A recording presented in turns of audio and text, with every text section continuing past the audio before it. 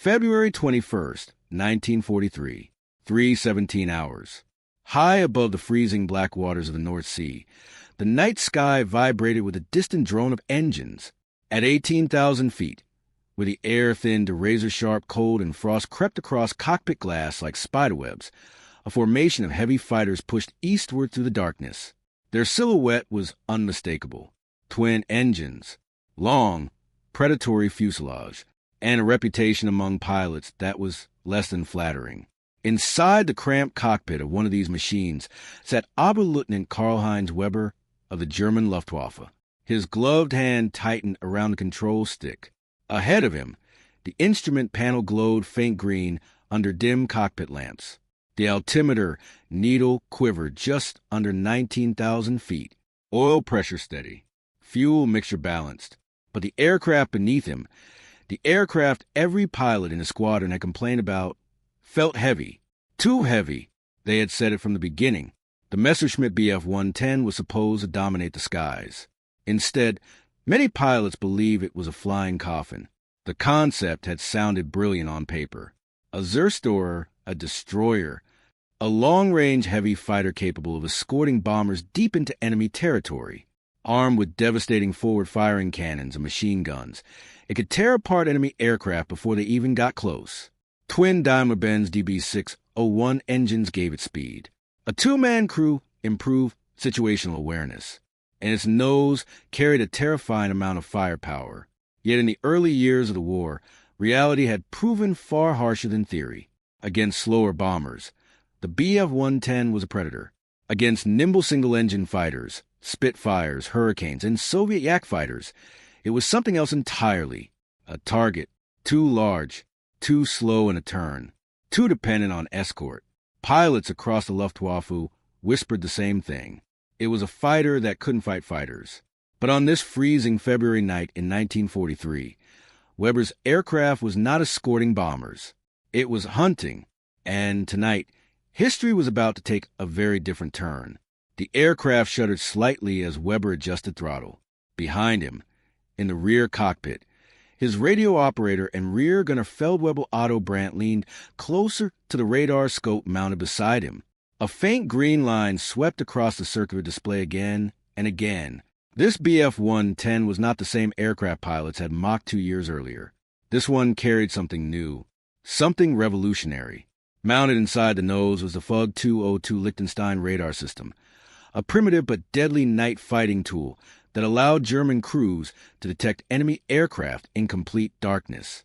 Brandt squinted at the flickering screen. Then suddenly, a faint spike appeared. "Contact," he muttered. Weber didn't turn his head. "How far?" Brandt adjusted the gain knob carefully. The blip steadied. For 1,000 meters, maybe 5. Weber's heartbeat slowed. British bombers. They had to be. For months now, Royal Air Force Bomber Command had intensified night raids across occupied Europe. Lancaster and Halifax bombers crossed the North Sea in massive formations, dropping tons of explosives onto German cities and industrial targets. But tonight the hunters had radar too, and Weber's aircraft was positioned directly in their path. He nudged the throttles forward. The twin Daimler-Benz engines roared deeper, their superchargers whining as power increased. A faint vibration ran through the fuselage.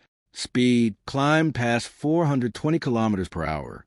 The black sky ahead remained empty, but the radar said otherwise. Brandt leaned closer to the screen. The signal grew stronger. Then another blip appeared. And another. Multiple contacts, Brandt whispered. Weber felt a small pulse of excitement. "How many?" Brandt hesitated. The screen flickered with interference. Then the pattern stabilized. "At least 8. 8 bombers. Heavy bombers. And each one carried a crew of 7 men and multiple defensive machine guns." Weber glanced briefly toward the gun trigger, mounted on the control column. His aircraft carried 4 20mm MGFF cannons and 2 7, 92mm MG-17 machine guns firing forward. Enough firepower to shred a bomber in seconds, if he could get close enough. But Brandt suddenly spoke again, his voice lower now. "Carl, there's something else." Weber frowned. "What?" Brand adjusted the radar once more. New blips appeared. Fast ones. Approaching from the north. Fighters, Brand said quietly. Weber's jaw tightened. Night fighter escorts. The British had begun experimenting with them recently. Mosquito fighters escorting bomber formations to protect them from German interceptors. And the Mosquito was no ordinary opponent. It was fast. Extremely fast. Over 600 kilometers per hour at altitude. Faster than the Bf-110. For a moment, Weber considered turning away. Even veteran pilots disliked fighting mosquitoes at night. But something about the radar screen made Brand uneasy. He leaned closer again. Then he inhaled sharply. "Carl, wait." "What?" Brand's finger traced the glowing screen. "There are more coming."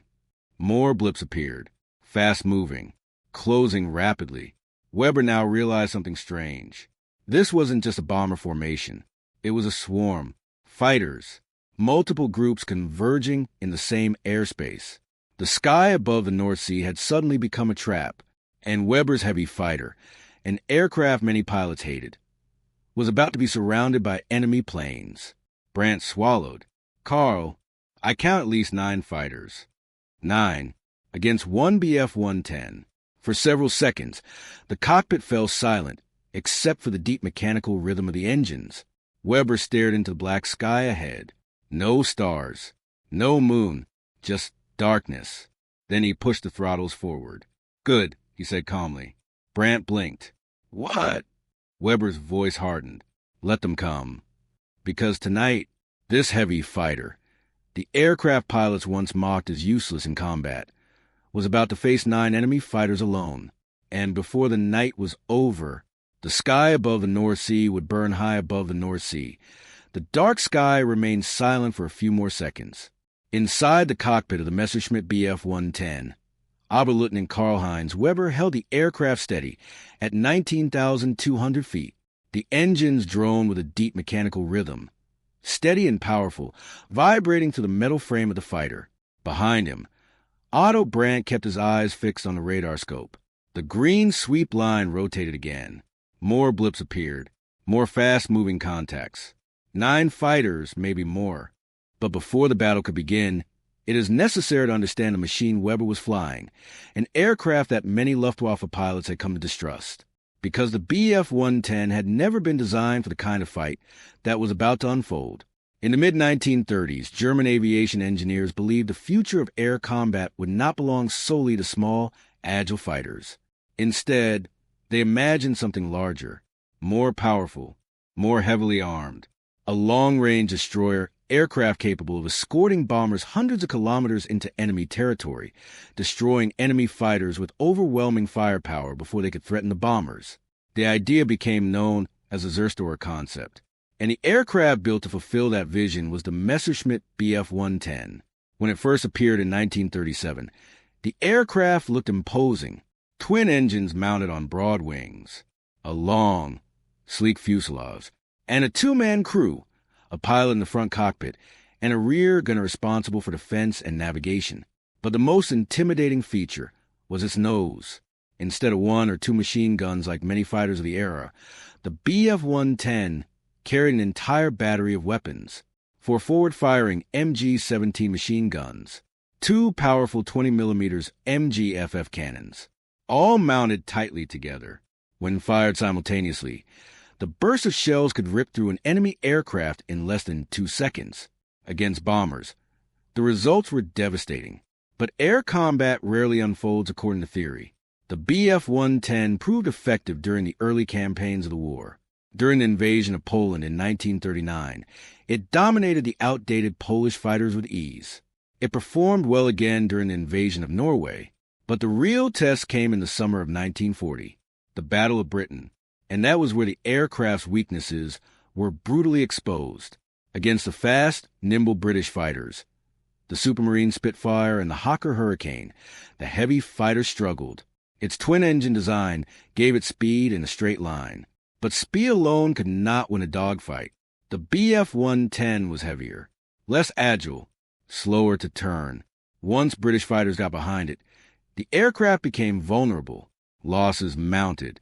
Entire formations were shot down. And slowly, a reputation began to spread among Luftwaffe pilots. The Bf-110 was powerful, but it was not a true fighter. Some pilots even gave it a grim nickname, the Widowmaker. By late 1940, many Bf-110 squadrons were withdrawn from daylight fighter duties. For a while, it seemed the aircraft had failed. But war has a strange way of giving second chances.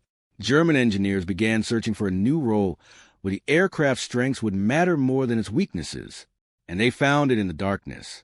Night fighting. The Bf-110 had several advantages that made it ideal for the job. First, it had endurance. Twin engines meant it could remain airborne for hours, patrolling large areas of sky. Second, the two-man crew allowed one man to fly, while the other operated equipment and searched for targets. But the most important advantage came with the introduction of airborne radar. The FUG-2-02 Liechtenstein system, mounted in the nose of the aircraft, the radar used four distinctive antenna arrays that extended forward like metal antlers. They looked strange, almost fragile, but they allowed the aircraft to detect enemy bombers at distances of up to 4 kilometers, even in total darkness. This technology transformed the Bf-110. Instead of struggling to fight agile fighters in daylight, it now stalked bombers silently in the night sky, and its heavy weapons made it deadly in this role. Many British bomber crews never even saw the fighter that destroyed them. The attack would come from below and behind, a short burst of cannon fire, and the bomber would erupt into flame. But despite this new role, the aircraft still had limitations. Even as a night fighter, it was not designed to engage multiple fast aircraft in a close-range dogfight. Its size made it an easier target. Its turning circle was wide, and the radar antenna arrays increased drag, reducing top speed. Against a fast aircraft like the British de Havilland Mosquito, the Bf-110 could easily find itself outmatched. And tonight, that exact scenario was unfolding. Inside the cockpit, Weber's breath fogged the inside of his oxygen mask. He watched the altimeter climb slightly. 19,500 feet. He adjusted the throttle to maintain speed. The aircraft surged forward at 440 kilometers per hour. Behind him, Brandt spoke again. They're spreading out. How far now? 3,000 meters. Weber nodded slowly. The radar blips were separating. That meant the enemy aircraft were maneuvering, searching. Perhaps they had detected the German fighter. Perhaps not. But Weber knew something important about night combat. Confusion favored a pilot who stayed calm. And Weber was very calm. Do you see which type? He asked. Brandt studied the radar again. Fast contacts, very fast. Mosquitoes, almost certainly. And the Mosquito was a formidable opponent, built mostly from wood. The British aircraft was incredibly light for its size. 2 Rolls-Royce Merlin engines gave it astonishing speed. At altitude, it could exceed 610 kilometers per hour, faster than almost any German night fighter.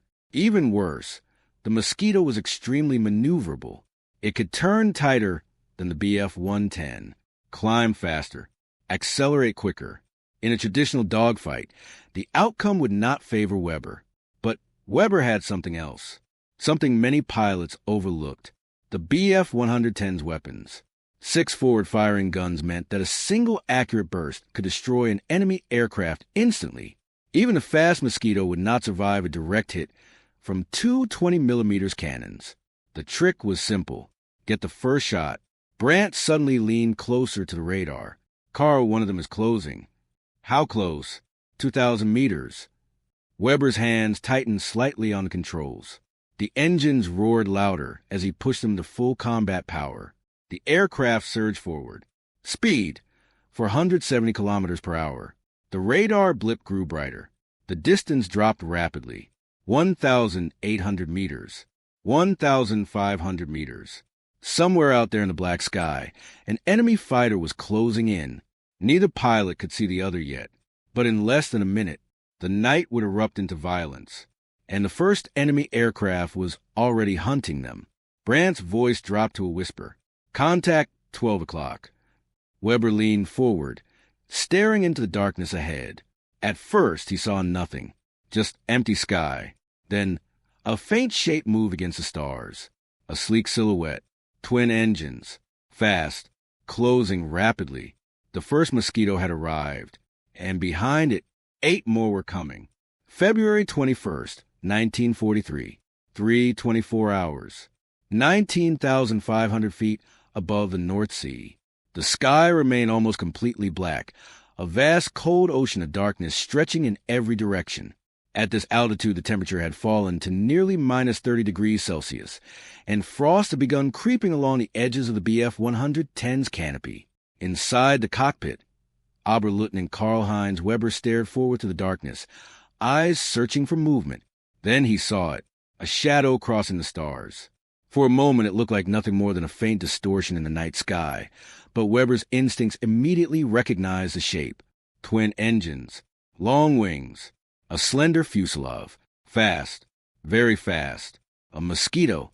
The British fighter flashed across his field of view, barely visible against the stars, its dark silhouette slicing through the sky like a blade. Weber didn't fire. Not yet. At this range, nearly 800 meters, the shot would be useless. He needed the enemy closer, much closer. Behind him, Otto Brandt was already speaking into the intercom. He's passing left, now turning. The radar scope flickered again as the contact curved across the screen. The mosquito pilot had seen something. Maybe the silhouette. Maybe the exhaust glow from the Bf-110's engines. Or maybe he was simply patrolling the bomber formation. But the British fighter was now maneuvering, searching. Weber lowered the nose slightly. The heavy fighter began to descend gently, picking up speed, 480 kilometers per hour. The twin Daimler-Benz engines vibrated as power surged through propellers. Brandt kept his eyes on the radar. Distance increasing, he overshot us. Weber allowed himself the smallest smile. The mosquito had passed in front of them.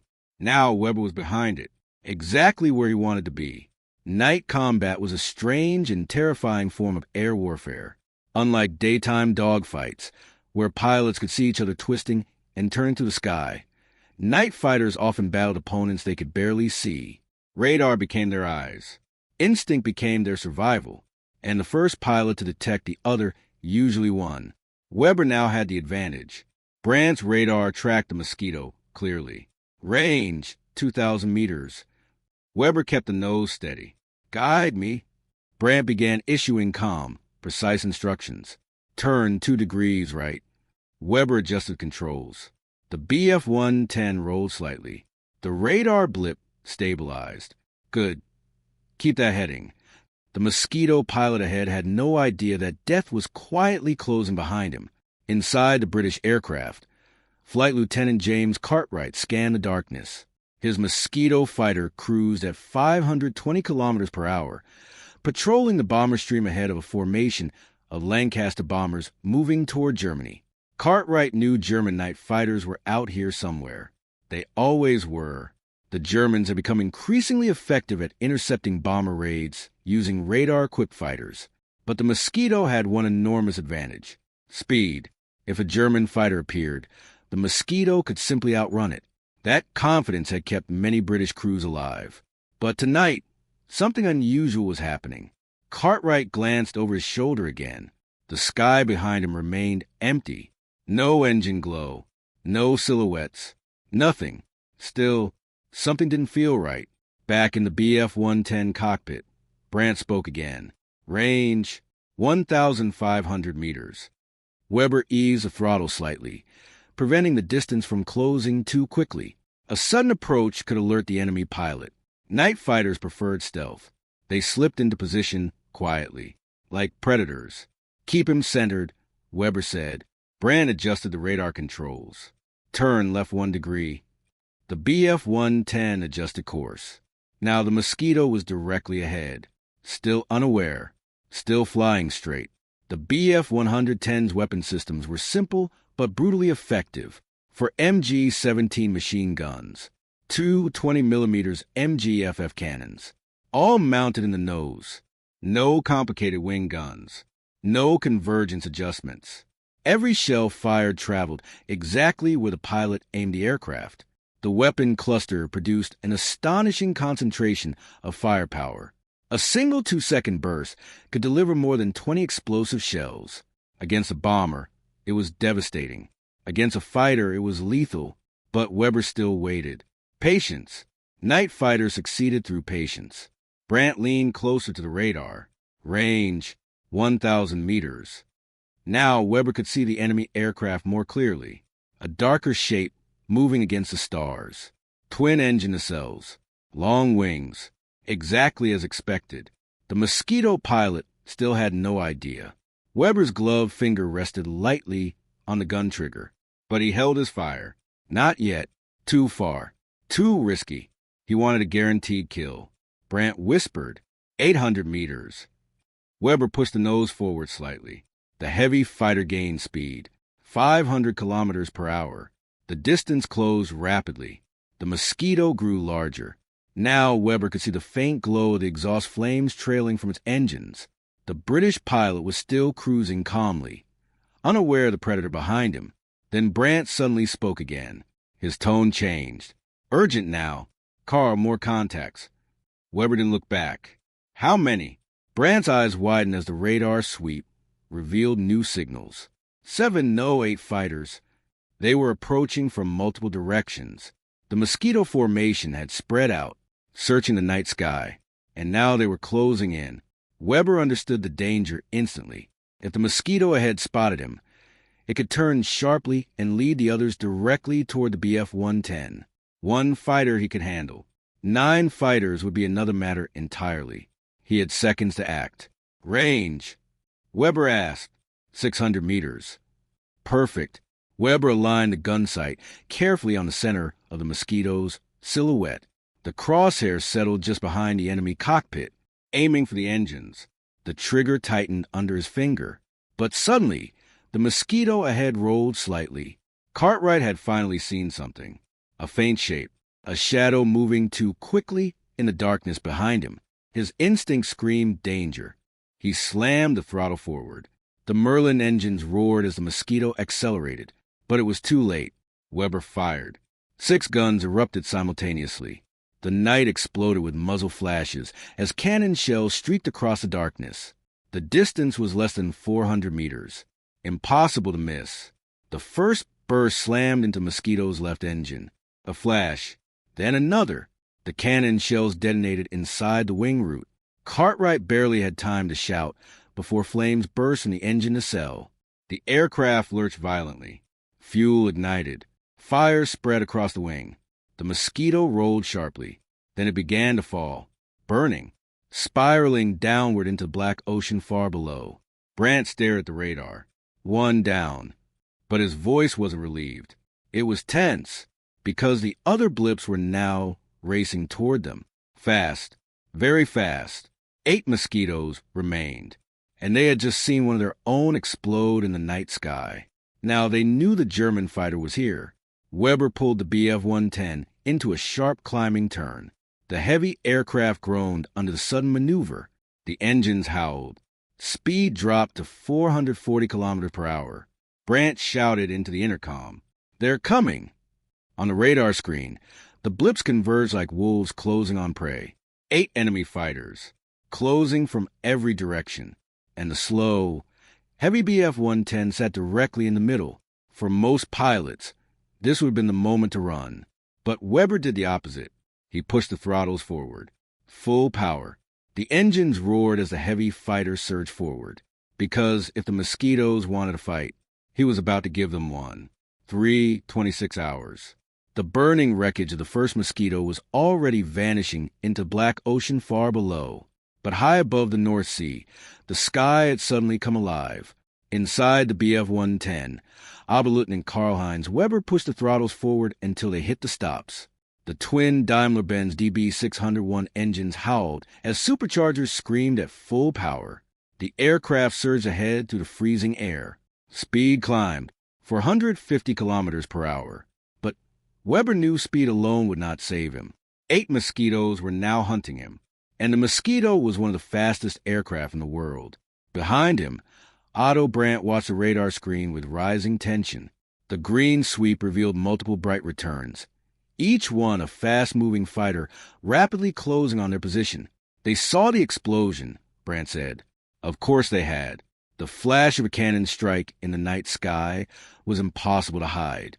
Weber kept his voice calm. Closest contact? Brant leaned closer to the screen. 2,000 meters, approaching fast. Another blip appeared from the right side of the scope, and another starboard side. The mosquitoes were spreading out. Classic interception tactics. Instead of charging straight in, they were attempting to surround a German fighter, forcing it into a defensive position where escape would become impossible. Weber had seen the tactic before, but most pilots who encountered it never survived long enough to describe it. The Bf-110 was not built for this kind of fight. It weighed more than 7 tons when fully loaded. Its wings were broad and heavy, and compared to the sleek Mosquito, it handled like a truck in the air. But the aircraft had one advantage: firepower. If Weber could line up a shot, even for a fraction of a second, he could destroy another enemy fighter instantly. The challenge was surviving long enough to get that shot. Brant suddenly turned his head toward the canopy. "Carl." Weber followed his gaze. A dark shape flashed past the right side of the aircraft. A Mosquito. Close. Very close. The British pilot had attempted a high-speed pass from above. Weber reacted instantly. He rolled the Bf-110 hard left. The heavy aircraft shuddered as aerodynamic forces pressed against the wings. The control stick felt heavy in his gloved hands. Too heavy. The Mosquito completed its pass and climbed away, disappearing back into the darkness. But now the British pilots knew exactly where he was. The hunt had begun. Inside the attacking Mosquito formation, Squadron Leader Arthur Mitchell tightened his grip on the control column. He had seen the explosion. One of his aircraft had vanished in a flash of fire. That meant the German fighter was radar-equipped and dangerous. "Spread out," he ordered over the radio. "We box 'em in." The Mosquito pilots responded immediately. 8 fighters widened their formation across several kilometers of sky, cutting off possible escape routes. Their plan was simple: force the German aircraft into constant defensive maneuvers until it slowed down, then attack together. No fighter could survive 8 attackers forever. Inside the Bf-110, Weber had already realized the trap. "They're trying to surround us," Brant said. "I know." Weber pulled the aircraft into a shallow climb. Altitude, 20,000 feet. Speed, 460 kilometers per hour. His eyes scanned the darkness constantly. Night fighting required intuition. Sometimes a pilot could sense another aircraft nearby before actually seeing it. Then suddenly, a shadow crossed above them. Another Mosquito. Diving. Weber reacted immediately. He slammed the control stick forward. The Bf-110 dropped sharply. The attacking Mosquito overshot, roaring past overhead at tremendous speed. But this time Weber was ready. He rolled the aircraft slightly and pulled up into Mosquito's flight path. For a split second, the British fighter filled his gun sight. Weber fired. The cannons thundered again. Flashes illuminated the cockpit as shells streaked into the darkness. But the Mosquito was already pulling away. The shells missed. The opportunity vanished. Brant checked the radar again. "They're getting closer." "How close?" "Under 1,000 meters, multiple contacts." Weber nodded grimly. The Mosquitoes were tightening the circle. Soon they would attack from all directions. And the Bf-110 could not outrun them forever. The first coordinated attack came seconds later. 2 Mosquitoes approached from opposite sides. One high, one low. Weber spotted the first attacker, diving from above. He rolled right to evade. Machine gun tracers suddenly flashed across the sky as the Mosquito opened fire. The bullets streaked past the cockpit, close enough for Weber to hear them crack through the air. Then the second Mosquito appeared from below, climbing rapidly. Brant shouted, "Below us!" Weber shoved the throttle forward and pulled the aircraft into a steep climb. The Bf-110's engines roared as the heavy fighter clawed upward. The climbing Mosquito overshot beneath them. For a moment, both attackers had missed. But the circle of fighters remained, waiting, watching, preparing another strike. The sky had become a deadly chessboard. Each move mattered. Each mistake could mean death. Weber knew he could not remain defensive forever. If he kept dodging attacks, eventually one of the mosquitoes would land a lucky shot. He needed to disrupt their formation, break their coordination, force them into chaos. Only then would he have a chance. Brant suddenly spoke again. "Contact behind us." Weber twisted in his seat. A mosquito was approaching from the rear. Fast, too fast to outrun. But the BF-110 had one defensive weapon the mosquito pilots often forgot: Brant's rear machine gun. A flexible MG-15 mounted behind the cockpit. Brant swung the weapon around. The approaching mosquito grew larger, its silhouette barely visible in the darkness. "Hold steady," Brant said. The British fighter closed rapidly. 500 meters. Brant squeezed the trigger. The MG-15 rattled violently, sending a stream of tracer rounds toward the attacker. The mosquito pilot immediately broke away, banking sharply to avoid the incoming fire. Brant stopped firing, scared him off. But Weber knew that wouldn't last long. The mosquitoes were regrouping, preparing another coordinated strike. Then Brant noticed something unexpected. He leaned closer to the radar. "Carl, what?" "The fighters, they're clustering." Weber frowned. "Why?" Brant studied the screen carefully. 3 mosquitoes had converged close together. Perhaps they were coordinating their next attack. Perhaps they had lost visual contact and were trying to relocate the German fighter. But their mistake was obvious. They were flying too close together, in the darkness, without realizing the BF-110 was already turning toward them. Weber's eyes narrowed. For the first time since the fight began, an opportunity appeared. 3 enemy fighters, grouped tightly, within range. If he moved quickly, he might destroy more than one. He pushed the throttles forward. Full power again. The engines roared. The heavy fighter surged forward through the darkness. Speed climbed past 490 kilometers per hour. Brant watched the radar anxiously. Range, 900 meters. Weber steadied the aircraft. The 3 mosquitoes were directly ahead, still unaware, still grouped too closely. The BF-110 closed the distance rapidly. 700 meters. Weber placed a lead aircraft directly in the center of his gun sight. And this time, he did not hesitate. 328 hours. The North Sea lay thousands of meters below, an invisible void of black water and winter storms. High above it, the night sky had turned into a silent battlefield where shadows hunted shadows. Inside the Messerschmitt BF-110, Oberleutnant Karl-Heinz Weber had just spotted the opportunity he had been waiting for. 3 mosquitoes, flying far too close together. Perhaps the British pilots were regrouping. Perhaps they believed the German fighter had already escaped. But in the darkness, they had made a mistake, and Weber intended to exploit it. The heavy fighter surged forward at nearly 490 kilometers per hour, engines roaring at full combat power. The distance closed rapidly as Weber held the aircraft perfectly steady. Behind him, Otto Brandt watched the radar. Range, 500 meters. The mosquito still had not reacted. Weber leaned slightly closer to the gun sight. The 3 silhouettes ahead were faint but unmistakable. Twin engine shapes against the stars. "For 100 meters," Brandt whispered. Now Weber could see the exhaust flames flickering behind their engines. They were close enough. But Weber waited another second. He wanted maximum certainty, maximum destruction. 300. That was the moment. Weber squeezed the trigger. The nose of the BF-110 erupted with fire. 6 guns thundered at once.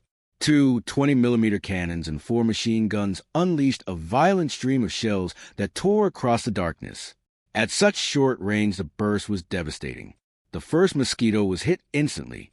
Cannon shells smashed through its right engine and exploded inside the wing root. The aircraft shuddered violently as fuel ignited. Flames burst from the wing. The pilot never had time to react. The fighter rolled sharply and began to disintegrate in midair.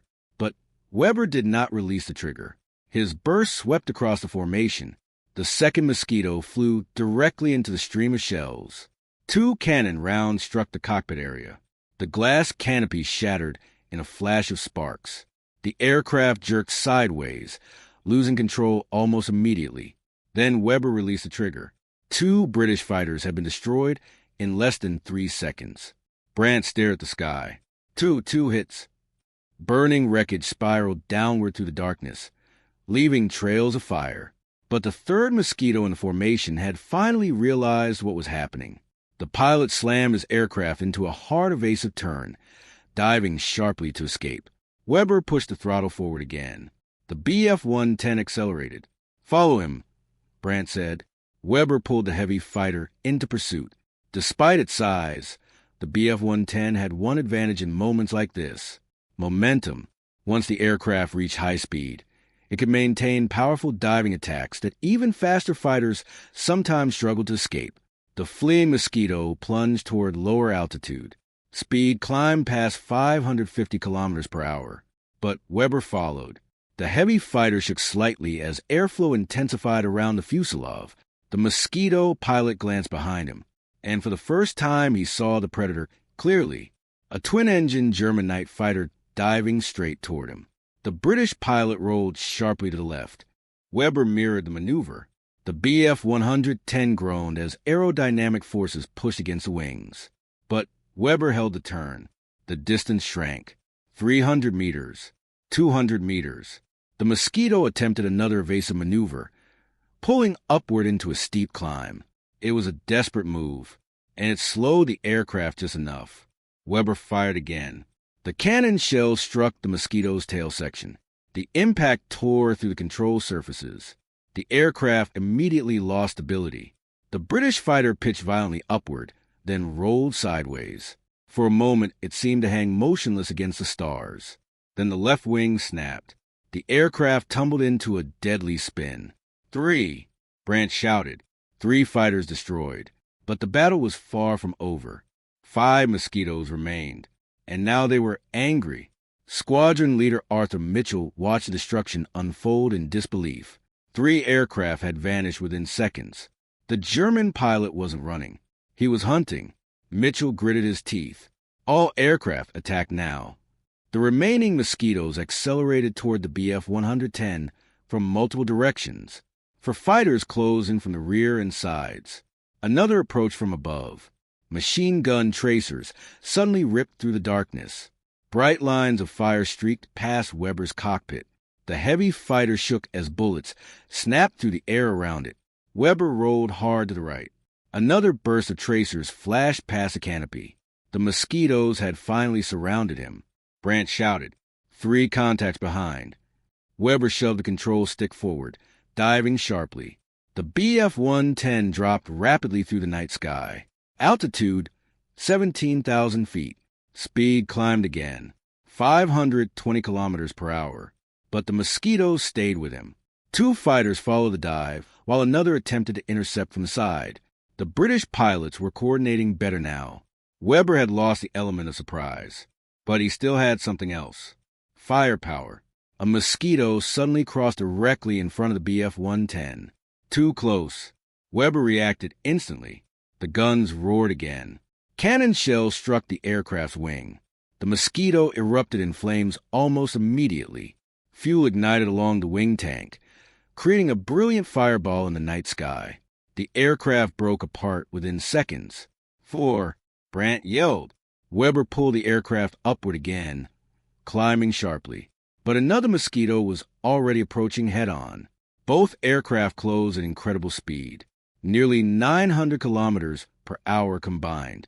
The British pilot opened fire first. Tracers streaked toward the Bf-110.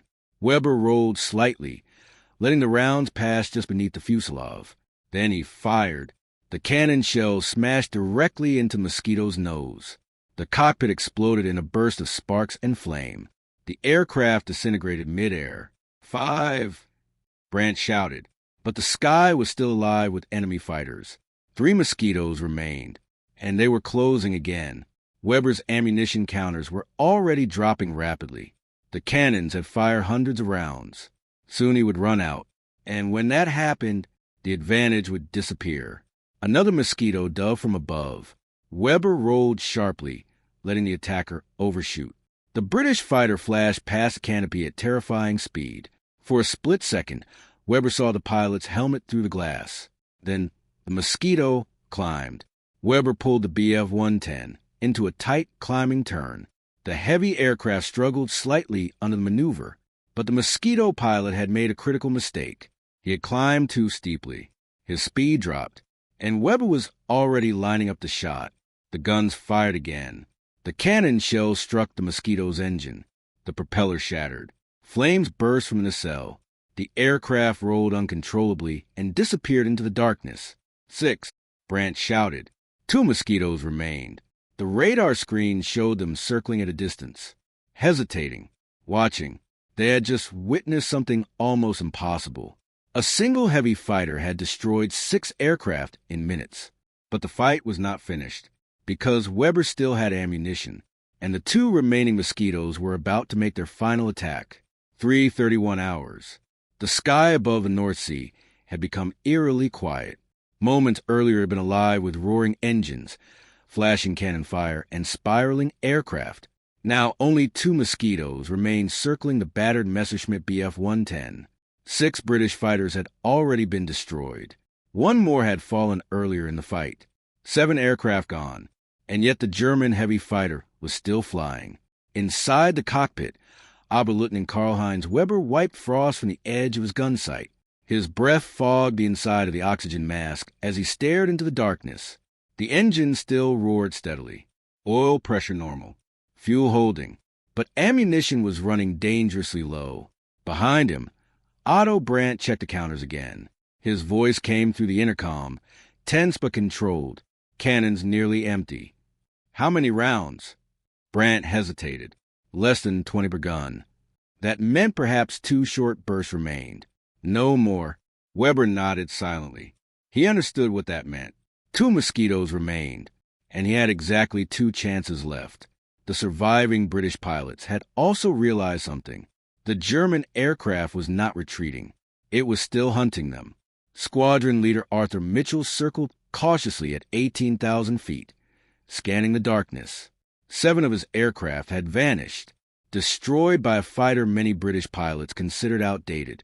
Mitchell had fought German aircraft before. Messerschmitt Bf-109s, Focke-Wulf 190s, fast, agile fighters. But the Bf-110? That aircraft was supposed to be slow, heavy, clumsy in combat. Yet the German pilot flying it tonight had proven something very different. Mitchell spoke into the radio. 2 of us left. We attacked together. The second Mosquito acknowledged they would make one final coordinated pass. If they failed, they would disengage. Because even the bravest pilot knew when a fight had turned impossible. Back inside the Bf-110 cockpit, Brandt leaned toward the radar scope. They're regrouping. Weber exhaled slowly. Good. The heavy fighter cruised at 17,500 feet, engines rumbling with steady power. The aircraft had taken no serious damage yet, but Weber knew that could change instantly. One lucky burst of machine gun fire could shatter the cockpit, or cripple an engine, or ignite the fuel tanks. This fight had lasted longer than any pilot would expect, but now it was reaching its final moment. Brandt suddenly spoke. 2 contacts approaching fast. Weber tightened his grip on the control stick. Direction? Split attack. 1 high, 1 low. Mitchell had chosen the same tactic used earlier in the fight. A pincer maneuver. If timed correctly, the German pilot would have to dodge one attacker and expose himself to the other. It was a classic finishing move. But Weber had been expecting it. The first Mosquito appeared above them, diving fast. Machine guns already flashing. Tracers streaked through the sky. Weber rolled the Bf-110 sharply left. The bullets ripped past the right wing, missing the engine by meters. But at that exact moment, the second Mosquito appeared from below, climbing, guns blazing. The heavy fighter was caught between them. Brandt shouted, "Below!" Weber reacted instantly. Instead of climbing away, he did something the British pilots did not expect. He dove hard. The Bf-110 plunged downward between the 2 attackers. Altitude dropped rapidly. 16,000 feet, 15,500. The Mosquitoes overshot. Both fighters had expected the German aircraft to climb or turn. Instead, it slipped beneath them like a falling shadow. and Weber was already pulling up again. The heavy fighter climbed sharply behind the lower Mosquito. The British pilot was still recovering from the overshoot. For a brief second, his aircraft flew straight. Exactly the mistake Weber needed. He fired. The cannons thundered again. The short burst slammed into the Mosquito's left wing. The structure shattered instantly. Fuel ignited. Flames engulfed the aircraft as it rolled violently into a descending spiral. 8! Brandt shouted, but the victory lasted only seconds, because squadron leader Mitchell was already diving behind them. Fast, very fast. Weber heard the machine guns before he saw the aircraft. Bullets hammered past the cockpit. One round struck the left wing, tearing a small hole through the metal skin. Another shattered a section of the tail stabilizer. The Bf-110 shuddered violently. Mitchell was close, too close, and Weber's cannons were nearly empty. Brandt checked the ammunition counter one final time. His voice dropped to a whisper. One burst left. That was it. One chance. Mitchell's Mosquito streaked past him in a high-speed attack and climbed sharply upward, preparing for another pass. Weber understood the British pilot's plan immediately. Mitchell intended to circle above them and dive again, this time from a steeper angle. Weber would have only seconds to react. The German pilot steadied the aircraft. The engines growled as he pushed them to maximum power one last time. The Bf-110 climbed slowly. 16,500 feet. 17,000. Above them, Mitchell rolled his Mosquito into the final dive. The sleek fighter plunged downward through the darkness, closing rapidly. Tracers flashed again. Weber waited. Closer, closer. Brandt whispered the distance from the radar. 500 meters. Mitchell's aircraft filled the windshield. 400, 300. Weber held the trigger. 200 meters. At the last possible second, he rolled the Bf-110 sideways. Mitchell's tracers streaked past harmlessly, and Weber fired the final burst. The cannons roared. The last shell streaked across the darkness. At such close range, accuracy was inevitable. 2 cannon rounds smashed directly into the Mosquito's right engine. The explosion lit the sky like lightning. The propeller disintegrated instantly. Flames burst along the wing. Mitchell tried to pull away, but the damaged engine tore free from the wing mount. The aircraft rolled violently, then broke apart. Burning fragments scattered across the night sky as the final Mosquito spiraled downward. Inside the Bf-110 cockpit, silence returned. Brandt stared at the radar. No contacts. None. All 9 enemy fighters were gone. For several seconds, neither man spoke. Only the deep rumble of the engines filled the cockpit. Finally, Brandt exhaled slowly. 9, he said quietly. The heavy fighter turned west toward Germany. Below them, the North Sea remained dark and empty. 9 aircraft had entered that sky minutes earlier. Only one remained. In the months and years that followed, stories of extraordinary air battles would spread across both sides of the war. Dogfights involving dozens of fighters. Bombers surviving incredible damage. Pilots performing impossible maneuvers. But few encounters were as unlikely as this one, because the aircraft that achieved it was never supposed to win such a fight. The Messerschmitt Bf-110 had been mocked by many pilots early in the war. Too heavy, too slow, too vulnerable. Yet on this freezing February night in 1943, one of those heavy fighters had faced 9 enemy aircraft alone, and survived. History often remembers the fastest fighters, the most famous aces, the most advanced machines. But sometimes, the aircraft people doubted the most become legends in the hands of the right pilot. And far above the dark waters of the North Sea, on one silent winter night, a heavy fighter that pilots once hated proved exactly what it was capable of.